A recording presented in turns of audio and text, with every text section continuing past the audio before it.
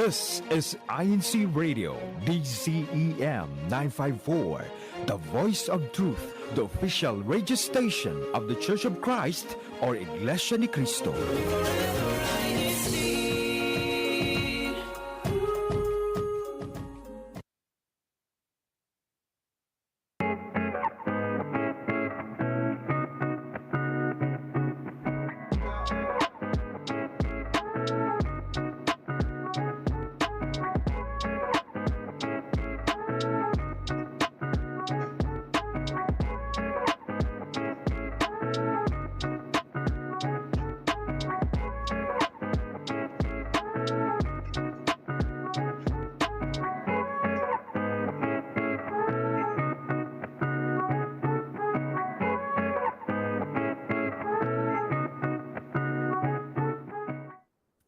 Welcome. Good morning, good evening, and good afternoon, wherever you may be right now. Thank you for joining us here on INCRadio in New York. I'm Nathan Russell, your host for today's episode. And with me, I have a few other guests. I'm reporting live here from very southwestern New York in the borough of Fort Worth. Go ahead and introduce yourself. We'll start off with, we'll go far east New York, almost Connecticut. Go ahead and introduce yourself.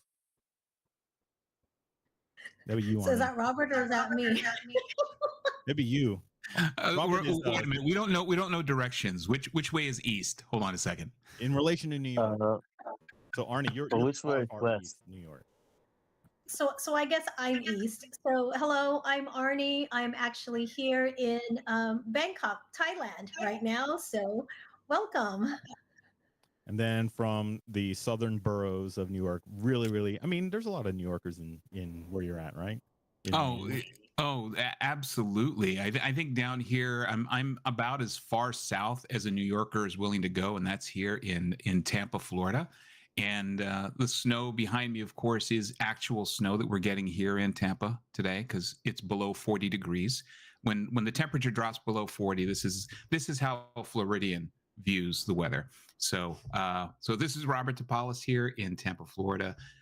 We're in the southern borough of New York. I don't believe you. I think that's sand. We're having a sandstorm. Then we also have Manly. I guess that would be western New York. Yeah, somewhere in western New York. Yeah. What borough is that? Where it snows. New York, snow. Are you like crossing the bridge into Jersey at that point? Is that what happens? Is New Jersey California of New York? Yeah, there you go. The California of New York. There you go. Welcome everyone. Thank you for tuning into INCRadio New York. All right. Thank you for joining us here today. Now, today we're not going to be talking about the boroughs of New York. We're not going to be talking about sand and snow. We are going to talk about the qualities that we look for in a significant other or a future spouse if you don't have a significant other. So I guess we'll go ahead and jump into it. We are members of the church, and we do try to tend to look for the same qualities. Let me start with you, Arnie. What kind of qualities do you look for in a significant other? I think for me, I want to find somebody who doesn't take life so seriously, someone who could make me laugh and like to have fun. Okay. What about you, Robert, to begin with you? Well, I think initially when you're looking for a spouse, I mean, it's easy to kind of have this vision in your mind of what your spouse is going to be like, right? Whether it's a celebrity that you had a crush on or whomever. So a lot of that initial attraction is usually around attraction towards appearance or characteristics or maybe the job that they have.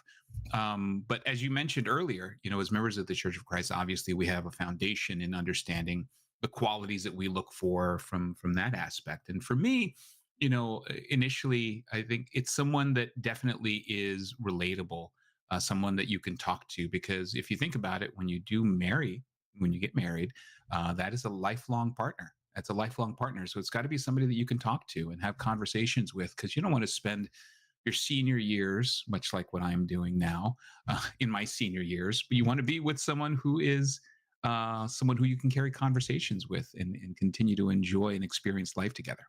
So you got to find that early on. Yeah, you gotta get along with them. But you did bring up a good point about since we are church members, having the foundation, in solid doctrine. Okay, that sets your foundation for your relationship. Okay, now let's think back, like, what were our priorities when we were younger? Okay, what did we look for when we were younger? Just to contrast now, because we're giving advice now that we're older. But when we were younger, what did we look for? Like for me, myself, I was like, what kind of music are they into? And it's like, are they into cool music? That's the kind of friends and who I'd be interested in. Which, looking back and like that's like the worst way to find a significant other. I mean, maybe for introductions, but to completely base, your friendships or relationships on music taste would be a bad idea. But Arnie, what about you? When you were younger, just to contrast, what qualities did you look for? Seriously, you really want to know? Inquiring minds want to know. Mine was a whole blue eye, blonde hair. Okay, they had blue eye, they had blonde hair. That's what I wanted. Just purely physical. Oh, that why that. Not just physical. It has to be blue eye, blonde hair. It cannot be blonde hair with green eyes. It has to be blue eye, blonde hair. So I'm going to jump in because the reason I find that so hilarious is the way my wife and I met was she heard me speaking. I worked at a hospital, and when we worked at a hospital, I was the PBX operator, the telephone operator at the time. And the very first time that she heard my voice was over a loudspeaker when I was paging a doctor or something. And she told her friends that she's fantasized about a blonde-haired, blue-eyed person. And that's exactly apparently how I sounded over a loudspeaker. And that was the initial attraction, as we spoke about, right? Was hearing that, thinking that I was blue-haired and brown-eyed, or blue-eyed, blonde hair. And of course, much to her surprise and or disappointment, when she walked into the broadcast room and realized that was not the case, that was the one shot that I had. So, Sister Arnie, I can definitely relate to that story, because there's some sort of attraction, I guess, to blue-eyed, blonde-haired men, right? And I'm just curious now, because I want to see what Kat was looking for when she was looking for a significant other. I never looked for a blue-eyed, blonde hair person. I don't know if I ever looked for anyone in particular. All I knew is I wanted them at least 3 inches taller than me. I'm not that tall either, but my brothers are very tall, so I feel like it just looked better in pictures. I think that was my thing. I think when you're at a certain age, you want to make sure you two look good in pictures together. But that's what footstools are for, right?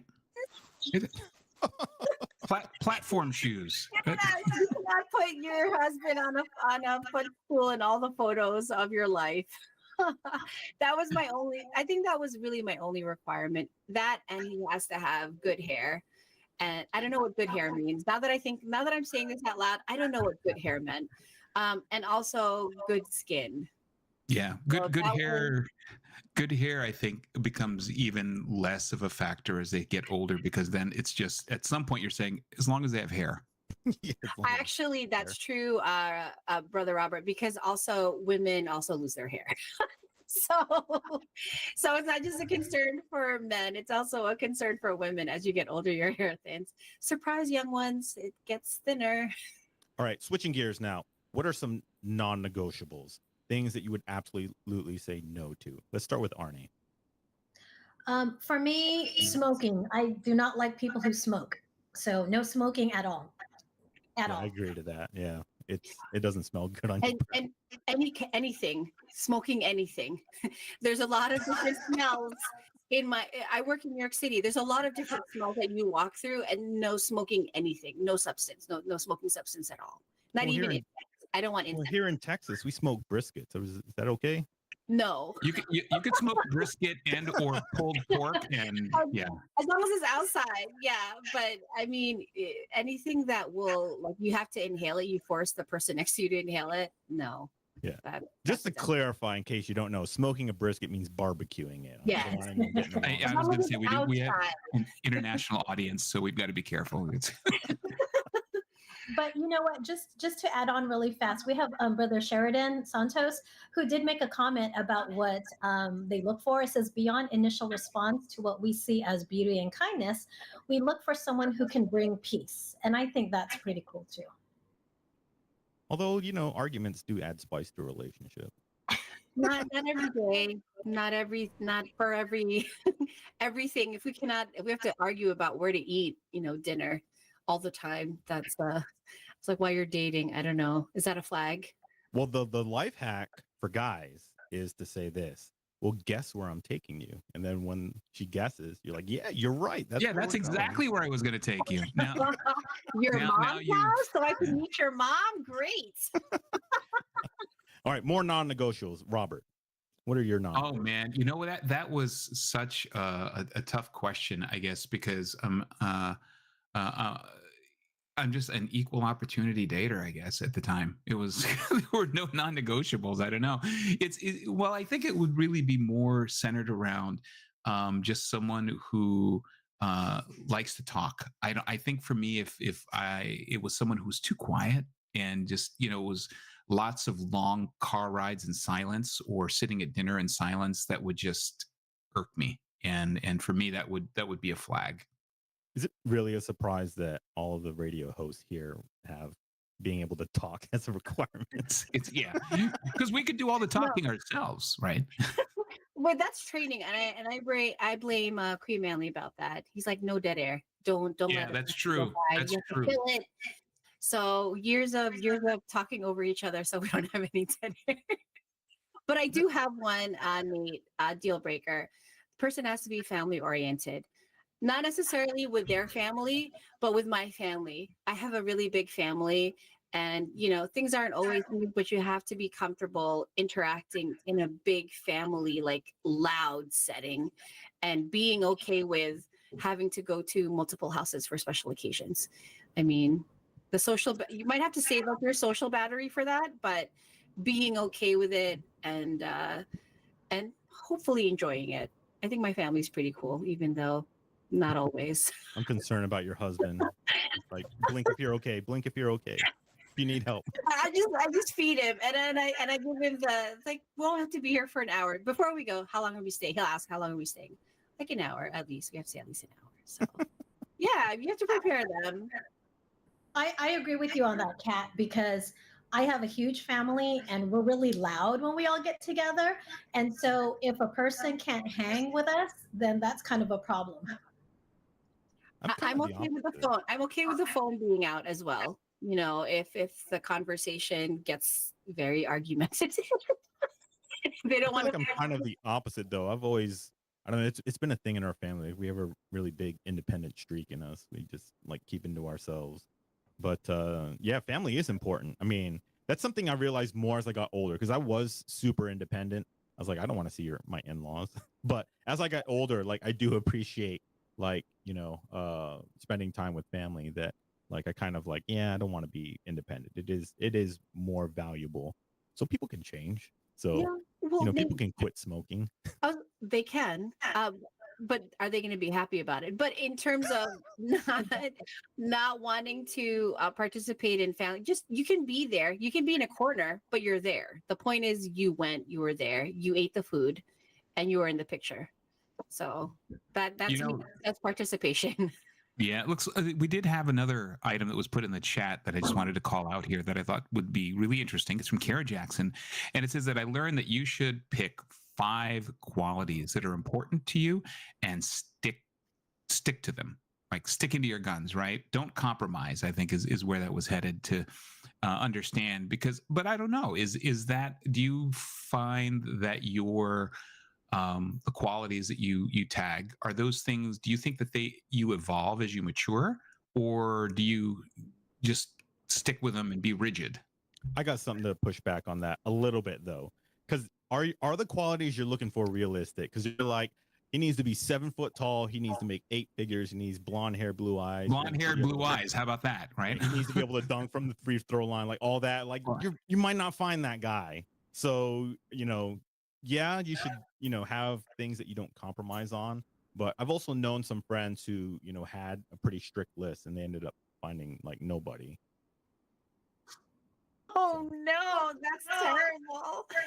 I was just thinking, sitting here, wondering if I had 5 qualities that I was strict on before I settled down, and have they changed over the past few years? And I think it's basically been the same. Like someone, I don't know how to describe. How do you know when someone's kind? Like, like through and through. If someone's kind, not just kind to get you to think they're kind, but they're actually kind. Like, is that because they're kind to your parents, your family? Someone who's also honest in the way that they express their opinions. Someone, I mean, being financially honest, I think is also like a deal breaker at some point. Like, when do you start talking about money? So, 5 qualities. I don't know if I would say 5, but there are some things as you're getting closer to deciding if you want to be with this person forever that they need to be upfront with. And there are things that you need to be secure about. Like, I think you also have to decide on if you're going to have children or try to have children. And sometimes you can't have children, but like you can't change that once you're married. Like, by the way, I don't want kids. And it's like, but I married you because you said you wanted to have a family. You can't do that. Right. That's Well, right. isn't some of that stuff though, like especially the point about kindness, and I think that's an important piece, is that you don't really discover that until maybe in some cases further on, right? Because they can come off a certain way when you first meet them, and you're in this sort of courtship phase, so everything is just sunshine, roses, and unicorns. But then as the relationship grows and as you're further in the relationship, that's when you start to realize certain characteristics or qualities, or we'll call them quirks, that you didn't see in the beginning. So it I guess also means that you've got to take time to kind of see what qualities develop you start to see later on, versus which ones you may be willing to compromise on because maybe they weren't as important later on, because now your feelings, your love for that individual kind of supersedes those. Agree. I wanted to bring up something that's happening in live chat right now. Karen Jackson made a comment about something about having common interests. And Jeff also made a comment about his wife, about having like favorite shows together. I'm not going to read his whole comment; it's kind of long. But is that very important? Like on a scale of 1 to 10, how important is it to have common interests? Is it better to have different interests so you learn and grow together, or do you have to have something in common? I think it's a combination of both. I mean, also, you have to be flexible in life because people change. Like when you meet each other when you're young, you have your own interests, but like as you get older, your husband's going to be like, you know what, fishing sounds like a good idea. I think I just want to sit around and do nothing for several hours, and just chill out by a lake. I mean, you got to be flexible. So I don't think, necessarily you have to have the same interests, but you, at the same time, you need to find those common things that you enjoy together, because you can't just be constantly splitting your own ways. Wait, so is this about developing a tolerance level? Because there are some people who meet each other when they're older, right? They're established, they have their own habits, they have their own house. It's like, and someone's going to come into it. It's like, well, do you know how to fix something? Or does that matter? Well, if they have money, they can pay someone to fix anything. Yeah, I was gonna say it depends on where, I guess, and that's a good point, where you are in life at the time, right? Because when you meet when you're young and you haven't had as many life experiences, then you have a very limited amount of information, a limited amount of experience that you can draw from. Where as you're older in life and you've gone through life, you've experienced disappointment and failure and all these different things, then your perspective may be different. And maybe I don't like using the word you lower your standards. It's just that your standards are different, and maybe your opinions on what's important in a relationship are different than they were when you were maybe 18 or 19. And Carlo Lim made a comment. I think common interest is good, but having your own thing sometimes is good. Having different ones allows you to grow and teach each other. And I agree with him, because I think if all your interests were completely the same, I think you guys would get bored of each other. So I think there has to be some balance of having some common interest, but also having some differences, so that, it's not just always the same thing. I agree. But 100%. I do have a question though. Do your friends have to like your person?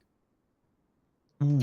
Oh man. And Oh. and at what level? Like this is a big thing, right? Like especially on social media, but in real life, does it really matter what your friends think of your person? How much Yeah. of their opinion matters? I I know. think it does. I know from my experience, my wife has always wanted me to be friends with her friend's husband, and like every single time, I'm like, I don't need to know this guy. And then every time, like I get to know him, I'm like, we're like the best buds ever. We're like BFFs. So Right. But it's I I mean, think, it makes sense that that my wife's friends could also be our friends because we would have some kind of commonalities. yeah, I think your friends, they do have to get along, because I don't think you're going to be willing to give up your friends for somebody else and vice versa. And so you shouldn't have to choose between the two. So they should at least get along in some way and not just totally hate each other. Because I've had it where I didn't like my friend's significant other. And, I told them.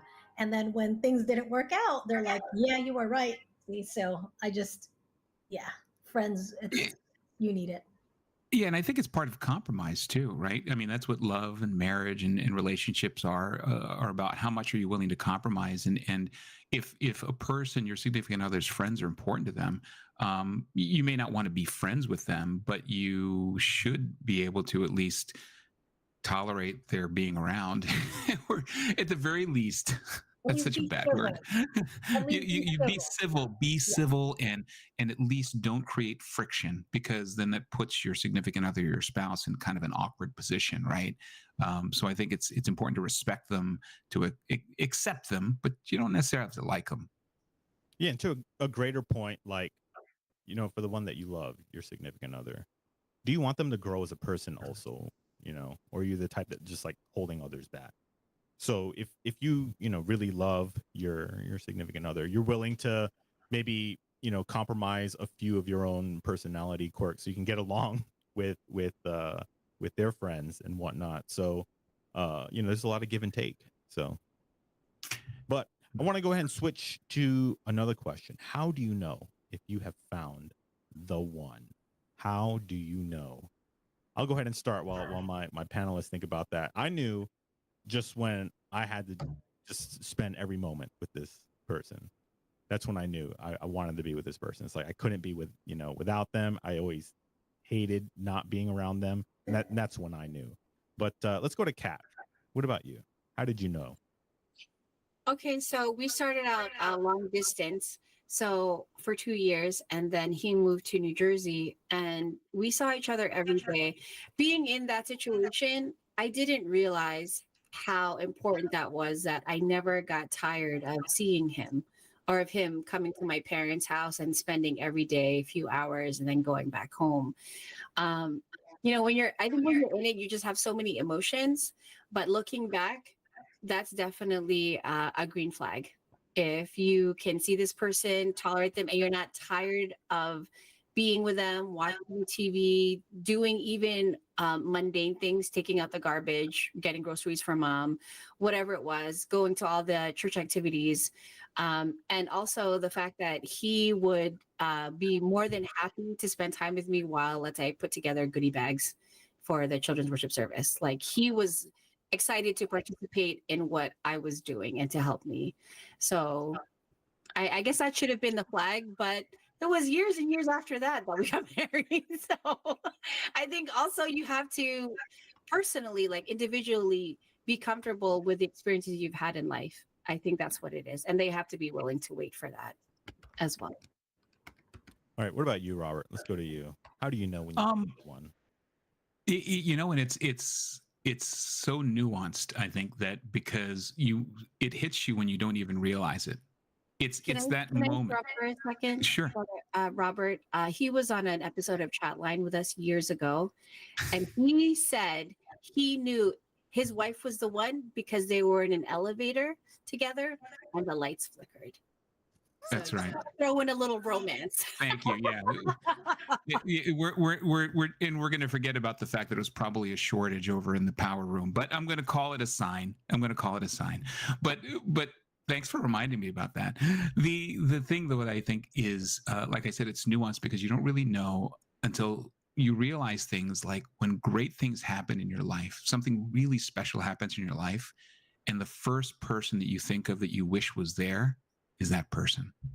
You know, you have a dramatic thing that happens in your life and you're like, oh man, and I want to share this. And who's the first person that you think of in your head that you want to share this moment with?